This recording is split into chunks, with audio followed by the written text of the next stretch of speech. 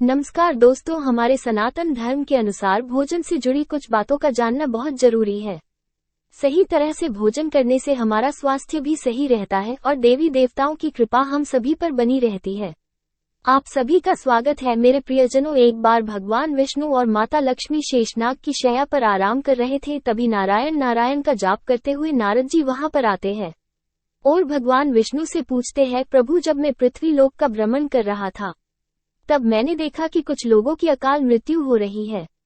कुछ लोगों को संतान का सुख नहीं मिल रहा है और कुछ मनुष्यों की मृत्यु तो शिशु अवस्था में ही हो जाती है। इसके पीछे का क्या कारण है? तब भगवान विष्णु नारद जी को बताते हैं, हे नारद जी, इन सभी के प्रश्नों का उत्तर मनुष्य की ही आदतों में छिपा होता है। मनुष्य जिस प्रकार के व्यवहार करता है और जिस प्रकार के आचरण करता है, उसे उसी प्रकार के सुखों और दुखों का सामना करना पड़ता है।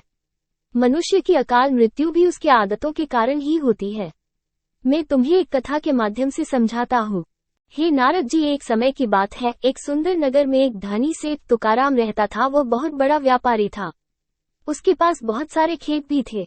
उसके 4 बेटे थे। उसके तीनों बेटे बहुत समझदार, मेहनती और बुद्धिमान थे।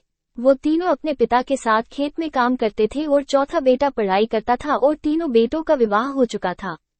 कुछ समय बाद चौथे बेटे की भी पढ़ाई खत्म होते ही उसकी भी शादी हो गई थी।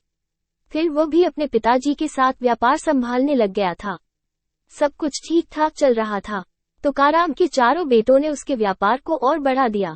जब तुकाराम को लगा कि उसकी मृत्यु का समय निकट आने वाला है, तो उसने अपनी संपत्ति का बंटवारा करके अपने 4 बेटों को बराबर बांट दिया और खुशी खुशी मृत्यु को गले लगा लिया। तुकाराम की मृत्यु के बाद उसके 4 बेटे अपनी अपनी संपत्ति को संभालने लगे। ऐसे ही समय बीतता गया। तुकाराम के बड़े 2 बेटे को 2 सुंदर पुत्र हुए। फिर तीसरे बेटे को 1 पुत्र और 1 पुत्री हुई, लेकिन सबसे छोटे बेटे को कोई भी संतान नहीं हुई। बहुत साल बीत गए, लेकिन सबसे छोटे बेटे को कोई संतान नहीं हो रही थी। इसलिए उसने बहुत उपाय भी किए, लेकिन उसे कभी कोई भी संतान सुख नहीं मिला। वह हमेशा दुखी रहने लग गया। कुछ समय बाद छोटे बेटे की तबीयत अचानक खराब होती चली गई और वह बीमार रहने लगा। उसकी सारी जमा पूंजी उसकी बीमारी में लग गई। वो अपनी बीमारी के कारण काम धंधे पर ध्यान नहीं दे पा रहा था।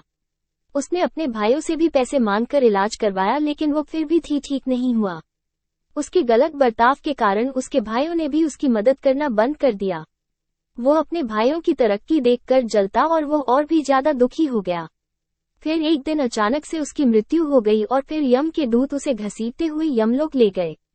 यमलोक में पहुंचने पर तुकाराम का छोटा बेटा यमराज से पूछने लगा, हे यमराज, मैंने ऐसा कौन से पाप किए हैं जिससे मुझे ये दिन देखने पड़े? मुझे बीमारी ने चारों तरफ से क्यों घेरा? मुझे इतने कष्ट क्यों भोगने पड़े? मैंने ऐसे कौन से पाप किए हैं?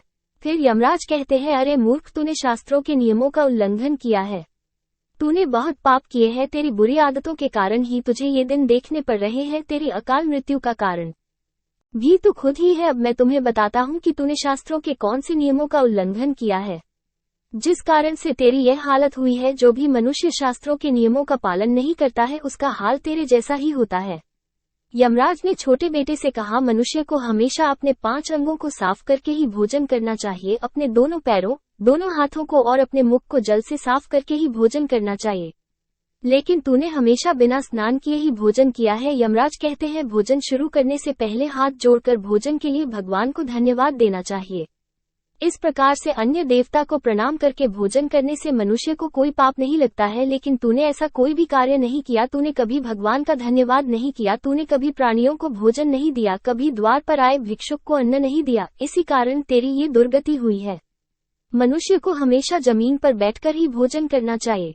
बिस्तर पर बैठकर भोजन करने से मनुष्य के शरीर में कई प्रकार के रोग पैदा हो जाते हैं और उसकी आयु भी कम हो जाती है। तू बड़े आराम से बिस्तर पर बैठकर भोजन करता था, इसी कारण से तेरे शरीर को बीमारियों ने जकड़ लिया। शास्त्रों के अनुसार बिस्तर पर भोजन करने से नकारात्मक ऊर्जा बढ़ती है।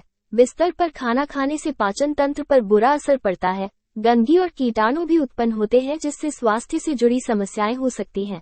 बिस्तर पर खाना खाने से नींद में भी बाधा आ सकती है, जिससे नींद की गुणवत्ता प्रभावित होती है। इसलिए वास्तुशास्त्र के अनुसार बिस्तर पर भोजन करने से बचना चाहिए और भोजन को उचित स्थान पर बैठकर शांति से करना चाहिए। अगर आपको मेरी वीडियो अच्छी लगी है तो वीडियो को लाइक और चैनल को सब्सक्राइब जरूर करें और